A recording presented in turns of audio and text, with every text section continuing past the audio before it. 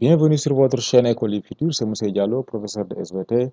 Aujourd'hui, j'ai le plaisir de continuer avec vous le thème sur la reproduction chez les mammifères. Aujourd'hui, nous allons aborder le deuxième point de cette leçon, intitulé La structure et les fonctions du testicule. C'est au cours de cette partie-là que nous allons voir en réalité comment est structuré le testicule et quelles sont les différentes fonctions assurées par ce testicule. Sans plus tarder, nous allons aborder cette partie. Mais bien avant ça, nous avions vu entre autres l'organisation en réalité de l'appareil reproducteur de l'homme. Et quand nous avions fait le descriptif de cet appareil-là, nous avions dit que, en réalité, l'organe 9 là nous intéressait principalement car c'est lui en réalité qui va assurer beaucoup de fonctions en rapport avec le fonctionnement de cet appareil génital. Donc, cet organe numéro 9 là était intitulé le testicule. Donc, aujourd'hui, nous allons découvrir les fonctions de ce testicule-là.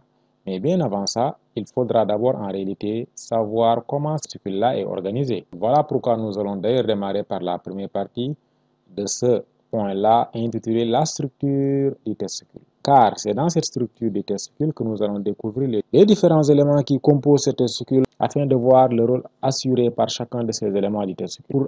Pour comprendre la structure du testicule, nous allons nous intéresser en réalité de ce dessin de ce schéma ici.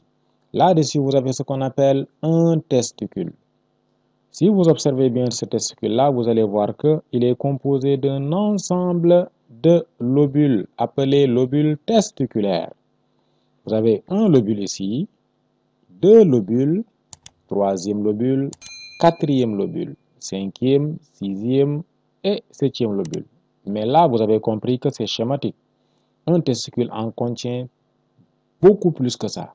Un testicule en contient un testicule peut contenir jusqu'à 400 lobules. Vous voyez, donc là, ce n'est que schématique. Après avoir observé ces lobules testiculaires, il faudra également noter que deux lobules testiculaires sont séparés en réalité par un élément appelé cloison interlobulaire. Vous voyez? Maintenant, à l'intérieur d'un lobule, il y a ce qu'on appelle des éléments appelés tubes séminifères. Vous avez un tube séminifère, deuxième tube, troisième tube. Donc, si on considère uniquement ce lobule testiculaire-là, on se rend compte de la présence de trois types séminifères. Chers élèves, il faudra que vous reteniez principalement ce type séminifère-là. Il sera très intéressant dans la suite, surtout lorsque nous arriverons au niveau des fonctions des testicules.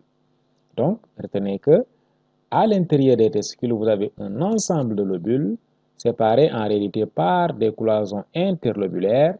À l'intérieur de chaque lobule, vous pouvez avoir 2 à 4 tubes séminifères. Maintenant, les tubes séminifères d'un même lobule se joignent, se ramifient pour former, on va dire, un élément appelé tube droit.